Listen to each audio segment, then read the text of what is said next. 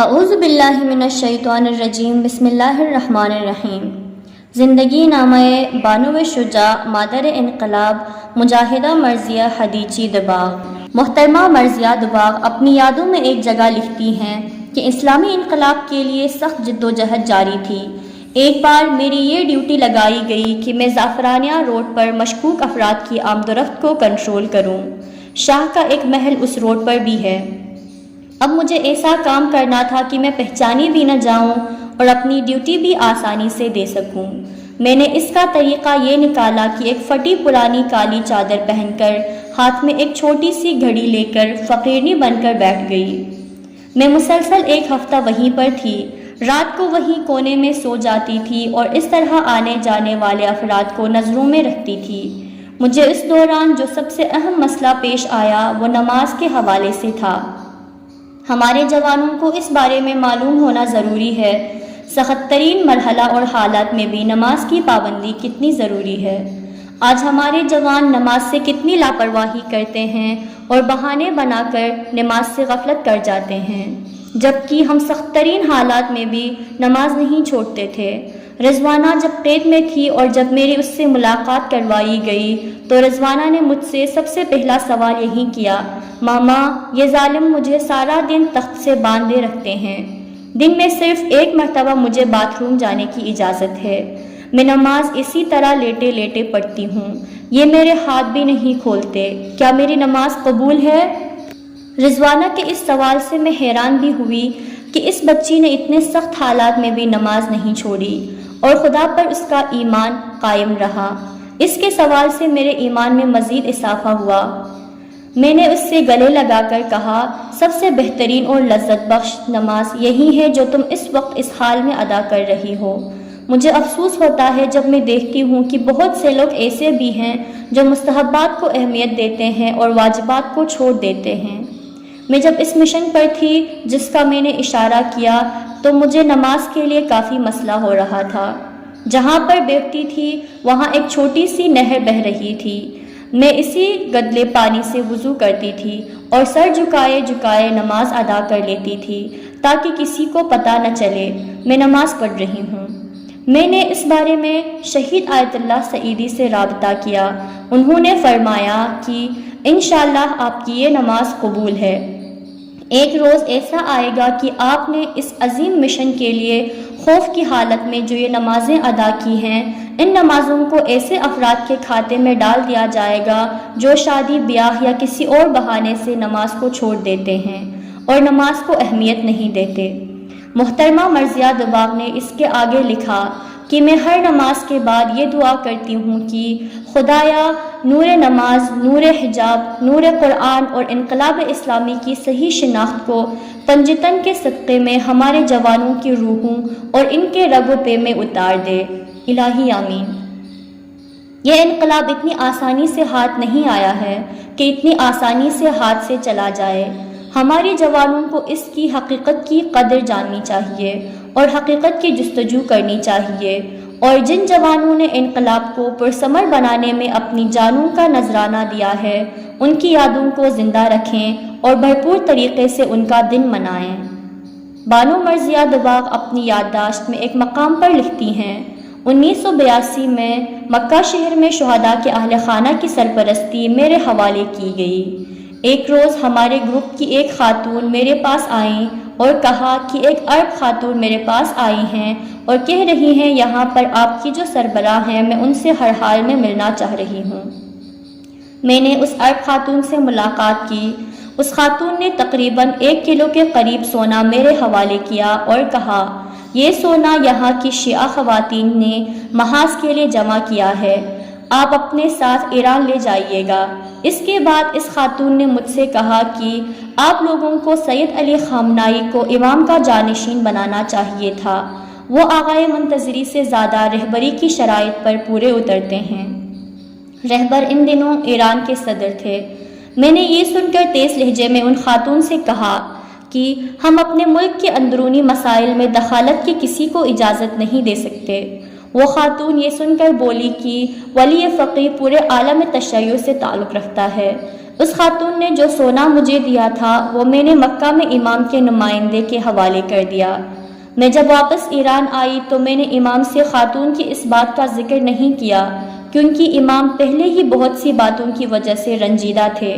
بعد میں جب اسی حوالے سے مسائل پیش آئے اور مجھ تک بھی خبریں پہنچیں تو مجھے ایک دم اس عرب خاتون کی بات یاد آ گئی۔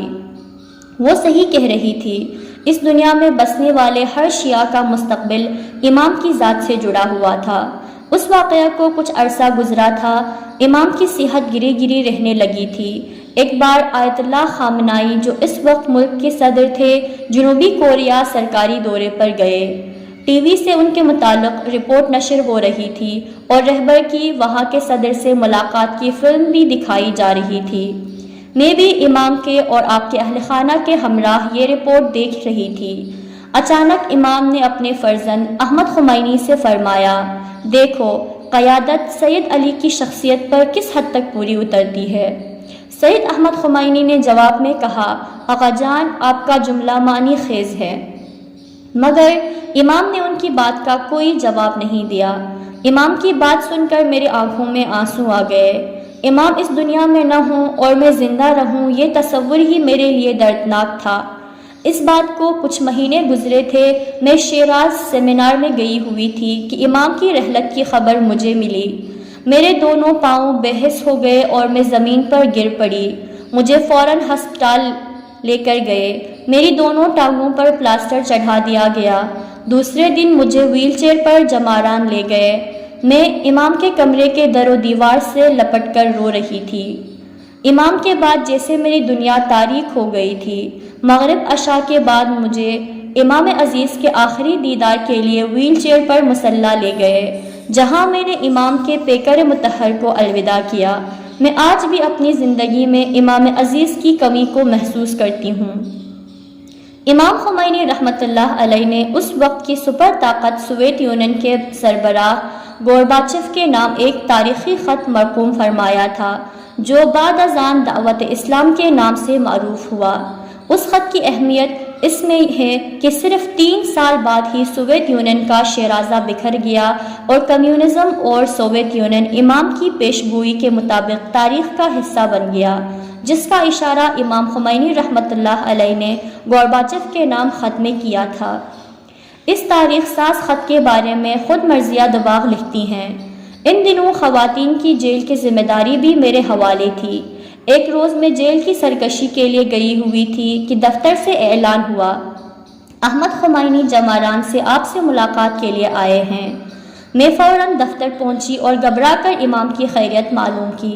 احمد خمینی نے جواب دیا کہ الحمدللہ امام خیریت سے ہیں۔ پھر انہوں نے کہا کہ امام نے آپ کو ایک مشن پر بھیجنے کے لیے انتخاب کیا ہے۔ پھر انہوں نے کہا کہ امام نے روس کے صدر گورباچف کے نام ایک خط لکھا ہے اور اس خط کو آپ کو لے کر جانا ہے اور آپ کے ساتھ آیت اللہ جوادی آملی اور جواد لاریجانی جائیں گے۔ آپ جماران تشریف لے آئے اور جیسے ہی امام دستور دیں آپ روس روانہ ہو جائیں گی۔ 1-2 دن بعد ہم امام کا خط لے کر نکلے۔ ایئرپورٹ پر احمد خمینی ہمیں خدا حافظ کہنے آئے۔ انہوں نے ہم سے کہا، امام نے فرمایا ہے کہ آپ لوگ اپنے وصیت نامے لکھ لیں کیونکہ ممکن ہے امریکہ اس طیارے کو فضا ہی میں اڑا دیں یا طیارے کو اسرائیل اترنے کے لیے مجبور کر دے، اور یہ امکان بھی ہے کہ روس سے کبھی آپ کی وطن واپسی نہ ہو اور وہ آپ لوگوں کو ہمیشہ کے لیے نامعلوم مقام پر منتقل کر دیں۔ اور واقعی جب ہم ماسکو ایئرپورٹ پر پہنچے ہیں، ایئرپورٹ سے باہر نکلتے ہی انجانے خوف نے ہمیں گھیر لیا۔ جہاں ہمیں ٹھہرایا گیا وہ ایک سناٹے کی اور خطرناک سی جگہ تھی۔ جس وقت گورباچف سے ملاقات کے لیے لے کر گئے وہاں کمیونسٹ پارٹی کی مرکزی کمیٹی اور حکومتی کمیٹی کے اراکین بھی موجود تھے۔ انہوں نے میرے بارے میں سوال کیا کہ یہ خاتون کس حیثیت سے وفد کے ساتھ آئی ہیں۔ حضرت آیت اللہ جوادی آملی نے جواب میں کہا، مکتب اسلام میں ایک عورت بھی اسلامی حدود کا خیال رکھتے ہوئے سیاست اور زندگی کے ہر شعبے میں کام کر سکتی ہے، اور امام خمینی نے انہیں خصوصی نمائندہ کی حیثیت سے وفد کے ساتھ بھیجا ہے۔ گورباچف نے میرا تعارف ہونے کے بعد مجھ سے ہاتھ ملانا چاہا، میں نے ہاتھ ملانے میں پس و پیش کی تو وہ فوراً ہی متوجہ ہو گئے اور کہا، میں نے دوستی کا ہاتھ ملت ایران کی طرف بڑھایا تھا، آپ سے ہاتھ ملانے کے لیے نہیں۔ بہرحال جب سب اپنی جگہ بیٹھ گئے تو امام کی ہدایت کے مطابق پورا خط من و ان گورباچف اور کمیونسٹ پارٹی کے مرکزی کمیٹی کے اراکین کو پڑھ کر سنایا گیا۔ اس دوران گورباچف اور کمیونسٹ پارٹی کے مرکزی اراکین اور حکومتی عہدیدار دم بخور گئے۔ غصے کے آثار ان کے چہروں پر نمایاں تھے، لیکن اس کے باوجود ان میں سے کوئی بھی اس بات کی جرأت نہ کر سکا کہ کسی قسم کا کوئی رد عمل دکھائیں۔ 2.5 سے 3 گھنٹے کی اس نشست کے بعد بانی انقلاب اسلامی کا خط مکتوب سوویت یونین کے سربراہ گورباچف کی خدمت میں پیش کیا گیا۔ خط لینے کے بعد گورباچف نے کہا کہ اس خط کا جواب آئندہ چند روز میں ارسال کیا جائے گا۔ بانو مرضیہ دباغ کے حالات معلوم ہونے کے بعد گورباچف نے انہیں مادر انقلاب کا لقب دیا۔ بانو دباغ کا آخری انٹرویو جو آپ نے ہاسپٹل میں اخباری نمائندوں کو دیا، اس کا کچھ حصہ پیش خدمت ہے۔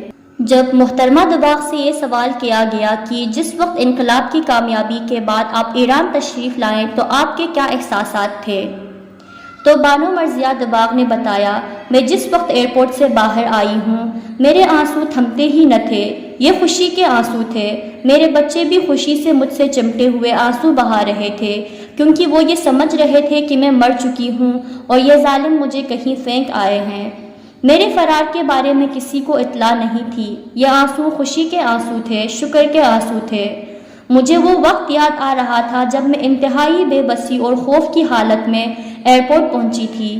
کسی بھی وقت مجھے گرفتار کر کے لے جا سکتے تھے، اور اب صورتحال یہ ہے کہ میں نے وطن واپسی پر دیکھا ایئرپورٹ باحجاب خواتین سے بھرا ہوا تھا، اکثریت نے سیاہ چادر پہنی ہوئی تھی۔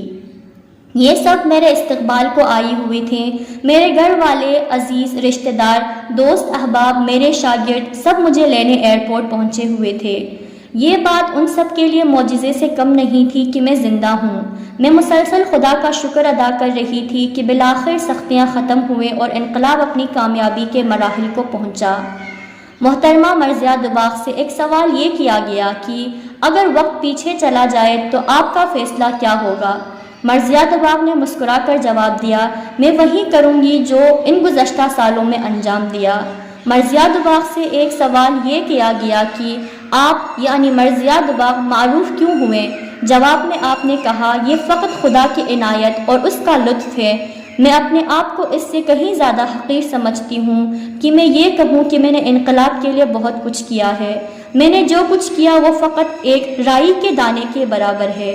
انقلاب میں آپ کا حصہ کیا ملا آپ کو؟ مرضیہ دباغ نے جواب میں کہا، میں اتنے شکنجوں اور اذیتوں کے بعد زندگی رہ گئی اور اپنی آنکھوں سے انقلاب کو کامیاب ہوتے دیکھ لیا اور آج اپنے عزیزوں کے درمیان ہوں، میرے لیے یہی بہت زیادہ ہے۔